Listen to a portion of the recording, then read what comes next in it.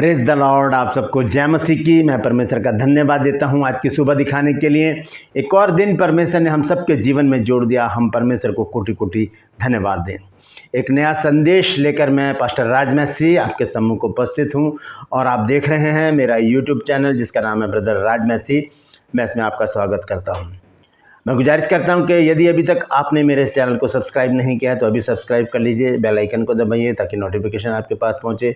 नया वीडियो, नई जानकारी बिना व्यवधान, बिना रुकावट आपके पास पहुंच जाए। मेरे वीडियोस को लाइक कीजिए और शेयर कीजिए और कमेंट्स बॉक्स में आकर मुझसे ज़रूर बातचीत कीजिए। Praise the Lord. आज का जो संदेश है वो मन फिराव के विषय में है। बाइबल में बहुत जगह लिखा है मन फिराओ, मन फिराओ, मन फिराओ। प्रभु यीशु मसीह ने भी कहा और यूहन्ना बपतिस्मा दाता ने भी कहा और हम पत्रियों में भी पढ़ते हैं।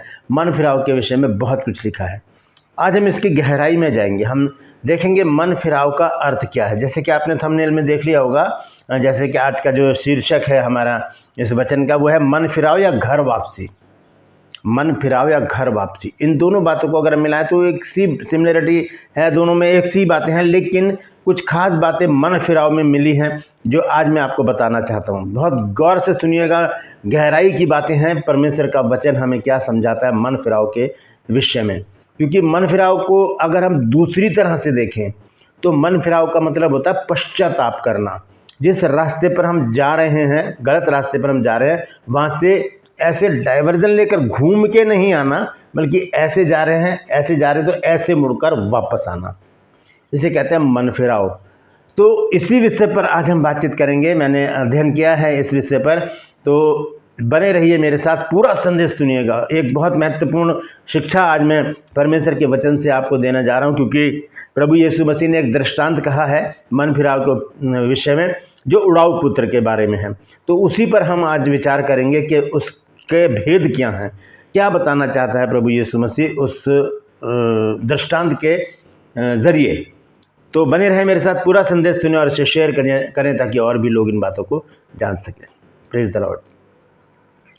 रूप में आज का सवाल है, आपको बताना है कि दोष पत्र जो यीशु मसीह जब क्रूस पे लटकाए गए तो उनके क्रूस के ऊपर, उनके सर के ऊपर एक दोष पत्र लिखा गया था। हिंदी में उसमें क्या लिखा है, हिंदी में बताना आपको क्या लिखा था वहाँ पर। जानते हैं तो कमेंट्स में लिख दीजिए, नहीं तो डिस्क्रिप्शन में आपको इस सवाल का जवाब मिल जाएगा। मैं आपको बता दूं, ये पत्रियों में आपको ये जवाब मिल जाएगा। Praise the Lord. और ये मेरा नंबर, अगर आप चाहते हैं हमारे बाइबल कॉलेज की बुक परचेज़ करना तो इस नंबर पर मुझे व्हाट्सअप मैसेज कीजिए और लिखिए कि मुझे आपकी पुस्तकें चाहिए। उसी समय आपको पूरी जानकारी दी जाएगी। और यदि आप बेथेल मेडिकल कॉलेज में जो बेंगलोर में है उसमें एडमिशन लेना चाहते हैं अपने बच्चों को या अपने अजीज़ों को, तब भी इसी नंबर पर मुझे व्हाट्सअप मैसेज करके सारी जानकारी हासिल कर सकते हैं। Praise the Lord. आइए छोटी सी प्रार्थना करते हैं, उसके बाद आज के वचन में चलेंगे। प्रभु जी, मैं धन्यवाद देता हूँ आज की सुबह दिखाने के लिए और विनती करता हूँ प्रभु आज के वचन को भी शेयर करने में मेरी मदद सहायता कर। मेरे होठों को, मेरे दिल दिमाग को छूकर ब्लेस कर। मेरी आत्मा, मेरा शरीर तेरे ही कब्जे में रहे, ताकि बोलने वाला मनुष्य नहीं बल्कि तेरा आत्मा हो। जो भी गूढ़ भेद की बातें इसमें छिपी हैं प्रभु, जो रहस्य छिपे हैं प्रभु, वो हम पे प्रकट करना प्रभु, ताकि हम उन बातों को जानें और उसी के अनुसार अपने जीवनों को व्यतीत करने वाले बन सकें। जितने भी लोग इस वचन को देख रहे हैं, सुन रहे हैं, उन सब पर मैं तेरी आशीष बोलता हूँ प्रभु। हर एक को आशीषित कर, हर एक की रोग, बीमारी, चिंता, परेशानियों को अपने सामर्थ्य नाम के द्वारा दूर कर दे। धन्यवाद देता हूँ प्रभु, तूने मेरी प्रार्थना को सुन लिया। यीशु नासरी के नाम से मांगते हैं, आमीन। तो आइए आज के संदेश को शुरू करते हैं। आज का संदेश है मन फिराव या घर वापसी। क्योंकि हम जिस परिवेश में रहते हैं, जिस देश में हम रहते हैं, यहाँ पर बहुत दिनों से, बहुत वर्षों से कहा जा सकता है, एक शब्द हम सुन रहे, एक सेंटेंस है जिसको कहते हैं घर वापसी। और हमने बहुत सारी घटनाएं ऐसी देखी भी हैं। तो घर वापसी में और मन फिराव में बहुत फ़र्क है, बहुत फ़र्क है। मन फिराव एक आत्मिक बात को दर्शाता है, लेकिन घर वापसी जो है वो अलग चीज़ है। उस पर मैं बात करना नहीं चाहता, लेकिन आज हम मन फिराव के ऊपर बात करेंगे। तो आइए हम शुरू करते हैं। मैंने आपको शुरू में बताया था कि उड़ाऊ पुत्र का जिक्र प्रभु यीशु मसीह ने किया था। उड़ाऊ पुत्र का यीशु मसीह ने एक दृष्टांत कहा था, लेकिन वो दृष्टांत जब शुरू होता है 11 लूका रचित सुसमाचार 15 अध्याय के 11वें पद से, लूक चैप्टर 15 वर्स 11, तो वहाँ से अगर हम नीचे पढ़ते चले जाएंगे तो वो पूरा दृष्टांत उस उड़ाऊ पुत्र के बारे में, जिसे मुसरिफ बेटा भी कहते हैं उर्दू में और उड़ाऊ पुत्र हिंदी में कहते हैं। हम सब उसकी कहानी जानते हैं कि क्या क्या हुआ था उसमें। वो कहानी पर प्रभु यीशु मसीह ने हमको सुनाई थी, हमें बताई थी, वचन में लिखी है, ताकि हम वैसा ना करें। तो हम देखते हैं कि जो उड़ाऊ पुत्र है वो किस तरह से आपे में आता है। आपे में जब आता है तो वो वापस अपने पिता के पास जाता है, लौट कर जाता है। तो ये जो लौटना है, मन फिराना है, या इसको हम दूसरे शब्दों में कह सकते हैं पश्चाताप। मन फिराने का मतलब है पश्चाताप। और मन फिराने का एक दूसरा अर्थ है कि उन सारी बातों से मन फिरा लेना जहाँ पर हमारा मन लगा हुआ है। हमारा मन बहुत सी बातों में लगा हुआ है। हमारा मन धन पे लगा हुआ है, हमारा मन संसार में लगा हुआ है, हमारा मन पाप में लगा हुआ है, हमारा मन शैतान की बातों में लगा हुआ है, हमारा मन संसारिक सुख सुविधाओं में लगा हुआ है। बहुत सारी बातें हैं जिस पर हम अपने मन को लगा कर रखते हैं।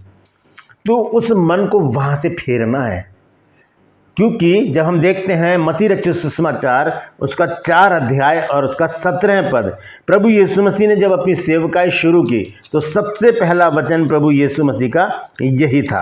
क्या वचन था? 4 की 17, मैथ्यू चैप्टर 4 वर्स 17 लिखा है, उस समय से यीशु प्रचार करना और यह कहना आरंभ किया कि मन फिराओ, क्योंकि स्वर्ग का राज्य निकट आया है। ये प्रभु यीशु मसीह ने प्रचार करना शुरू किया था जब, तो लिखा है मत्ती 4 की 17 आयत में, मन फिराओ क्योंकि स्वर्ग का राज्य निकट आया। यहाँ पर प्रभु यीशु मसीह ने शुरुआत ही मन फिराने से की है कि मन फिरा लो। कहाँ में लगा रखा अपना मन, कहाँ चल रहे हो? क्योंकि एक पेरेंट्स जो होते हैं, माता पिता जो होते हैं, अपने बच्चों को अच्छा जीवन देना चाहते हैं, और अगर बच्चे बिगड़ जाते हैं तब माँ बाप बहुत दुखी होते हैं और ये सोचते हैं कि हमने उनको पहले क्यों नहीं समझाया। इसीलिए समय रहते ही बच्चों को क्या कहना है, मन फिरा कर वापस आ जाओ।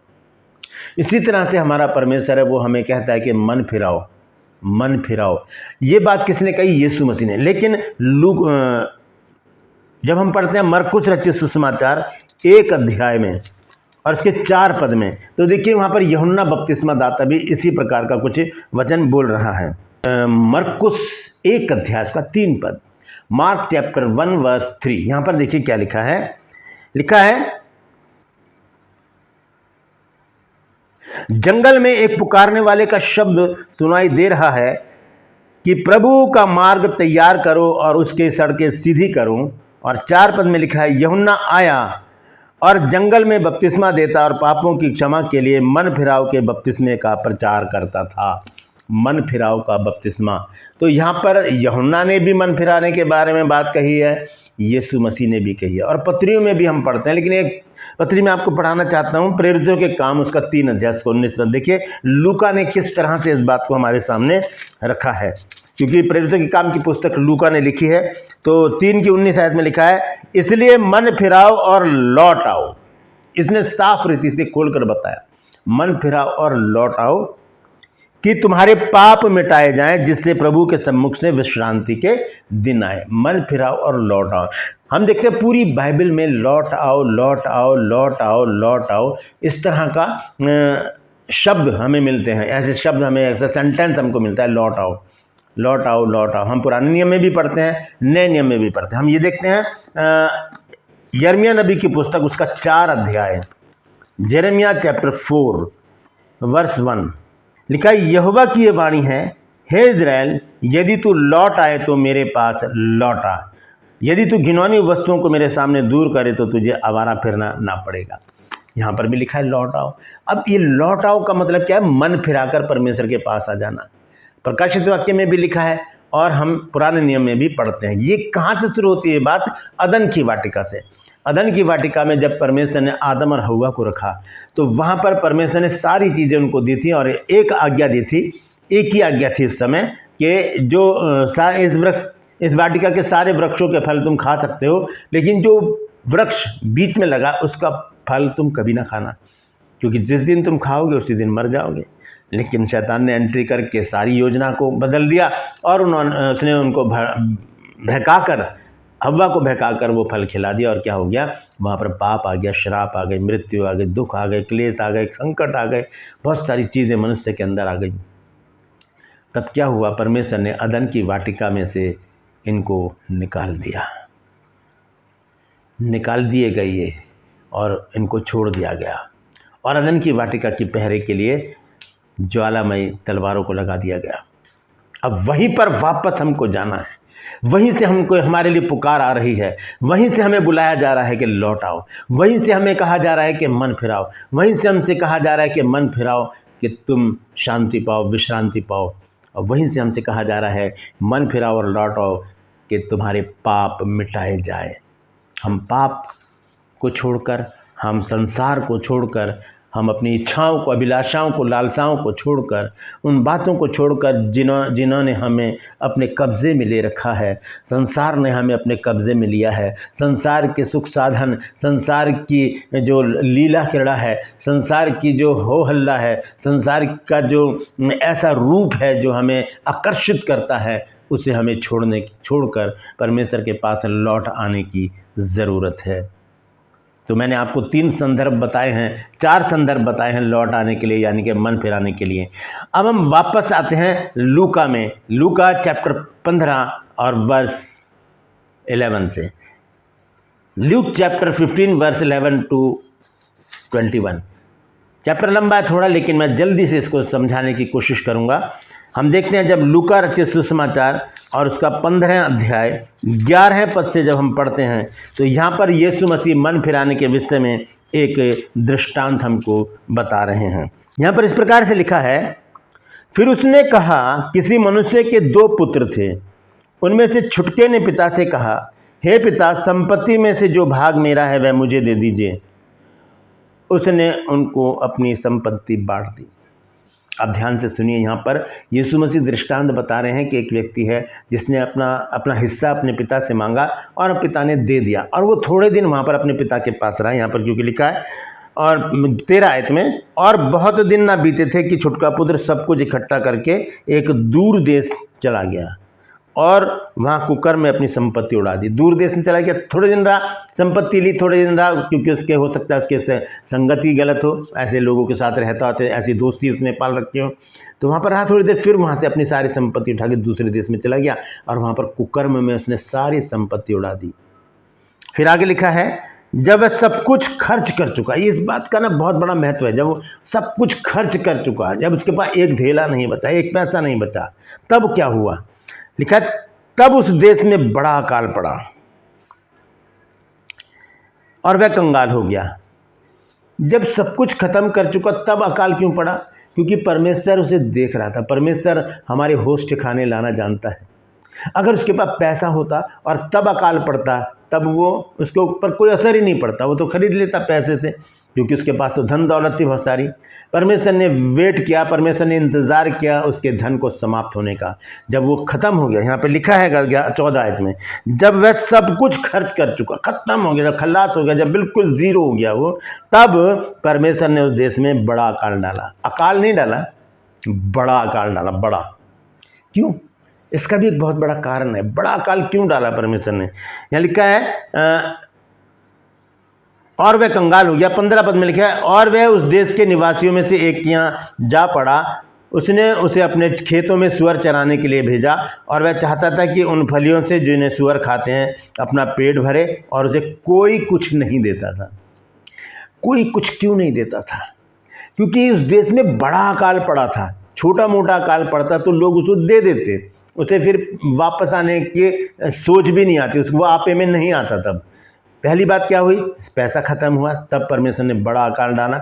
बड़ा अकाल इसलिए डाला कि कोई उसे कुछ ना दे, क्योंकि हमें अपनी चिंता होगी, तब हम इसको खिला देंगे, कुकर्मी को अगर खिला देंगे तो हम क्या खाएंगे। इसलिए लोगों ने अपने हाथों को खींचा और उसे कोई भी कुछ नहीं देता था।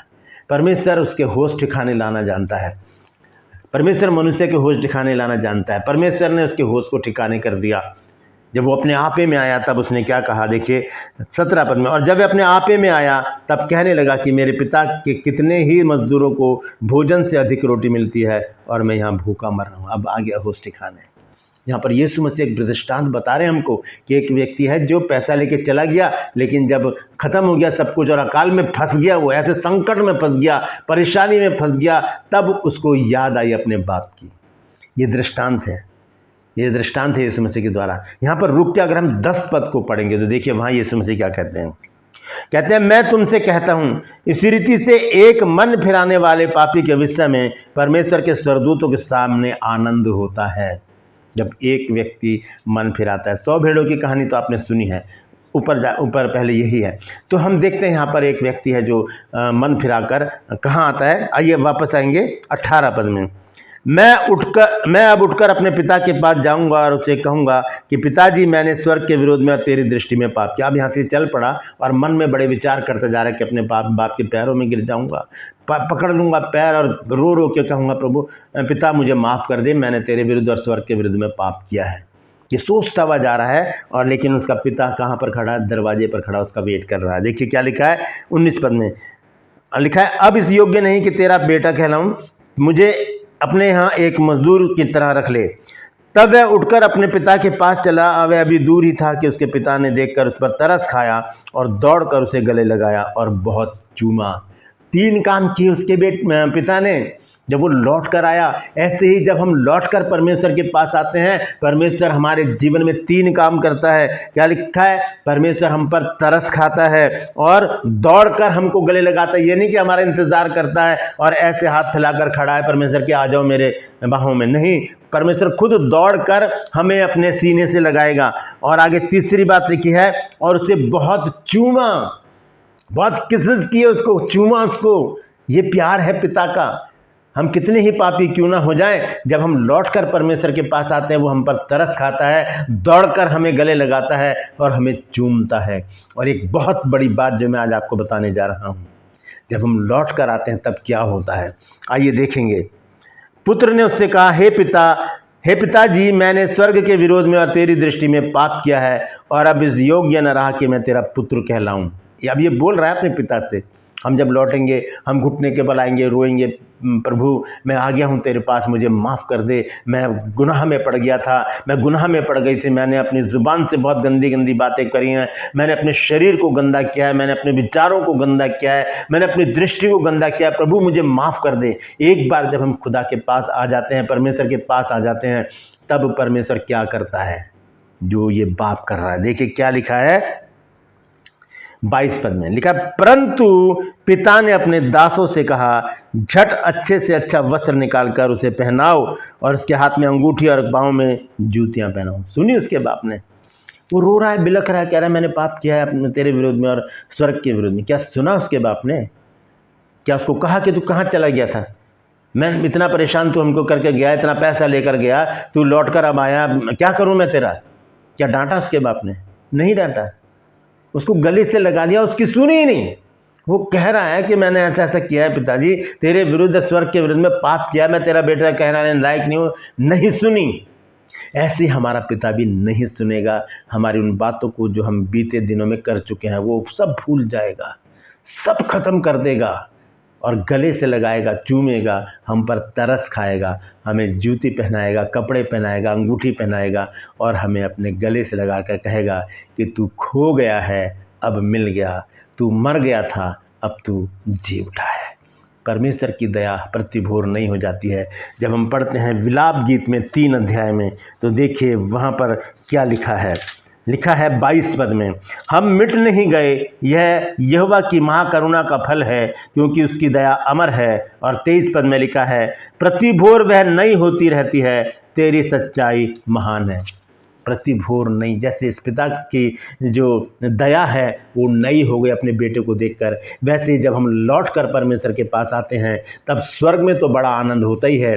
हमारा पिता भी हम पर तरस खाता है, हमें गले लगाता है और हमें बहुत चूम कर हमारे लिए एक जेवनार करता है, हमें गले से लगाकर वो कहता है कि तू खो गया था मिल गया है, तू मर गया था अब जी उठा है।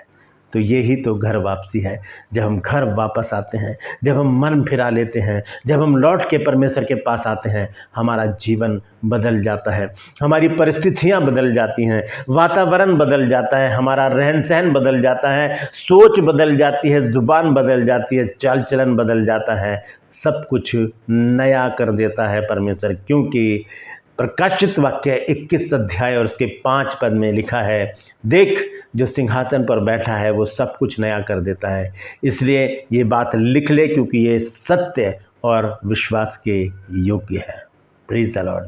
तो अगर आज हम कहीं भटक गए हैं, कहीं गलत कामों में लगे हैं, तो आज वापस परमेश्वर के पास आ जाए, घर वापसी कर लें, मन फिरा लें, लौट कर परमेश्वर के पास आ जाए। वो कुछ नहीं बोलेगा, ऐसे करके दौड़ कर आएगा, हमें गले से लगा लेगा, हमें चूमेगा और हम पर तरस खाएगा। ऐसे हमारे मुंह को, हमारे चेहरे को अपने हाथों में लेकर कहेगा, तू मर गया था, अब जी उठा है, तू खो गया था, अब मिल गया है। Praise the Lord. परमेश्वर इन वचनों के द्वारा हम सबको आशीष दे। यदि आज आपने कुछ नया सीखा है तो कमेंट्स में ज़रूर लिखिए और इस वचन को शेयर कीजिए ताकि और भी लोग इन बातों को जान सकें। Praise the Lord. True pulse में आज का सवाल है कि दोष पत्र जो यीशु मसीह के क्रूसिफाइड के समय उनके सर के ऊपर लगाया गया था, उस क्रूज पर, उस पर क्या लिखा था? जानते हैं तो कमेंट्स में लिख दीजिए, तो डिस्क्रिप्शन में आपको इस सवाल का जवाब मिल जाएगा। ये मेरा नंबर, अगर आप चाहते हैं हमारे बाइबल कॉलेज की बुक परचेज़ करना तो इस नंबर पर मुझे व्हाट्सअप मैसेज कीजिए और लिखिए कि मुझे आपकी पुस्तकें चाहिए। इसमें हज़ारों सरमन हैं जो आपके बहुत काम आएंगे। और अगर आप बेंगलोर में मेडिकल कॉलेज में, बेथेल मेडिकल कॉलेज में अपने बच्चों का एडमिशन कराना चाहते हैं तो इसी नंबर पर मुझे व्हाट्सअप मैसेज करके सारी जानकारी हासिल कीजिए। मैं आपसे निवेदन करता हूं, मेरे इन चैनल को सब्सक्राइब करें, बेल आइकन को दबाएं ताकि नोटिफिकेशन आपके पास पहुंचे, नया वीडियो, नई जानकारी बिना व्यवधान, बिना रुकावट आपके पास पहुंच जाए। मेरे वीडियोस को लाइक कीजिए और शेयर कीजिए और कमेंट्स बॉक्स में आकर मुझसे ज़रूर बातचीत कीजिए। Praise the Lord. आज के लिए बस इतना ही। फिर मिलूंगा एक नए संदेश के साथ, एक नया वीडियो लेकर। तब तक के लिए मुझे इजाज़त दीजिए, लेकिन अपना और अपनों का ख्याल रखिए और मन फिराकर लौट आने का समय है। हम लौट कर खुदा के पास आ जाएं, परमेश्वर के पास आ जाएं ताकि वो हमें गले से लगाए, हमें चूमे और हमारी भलाई करे। Praise the Lord. परमेश्वर आप सबको आशीष दे।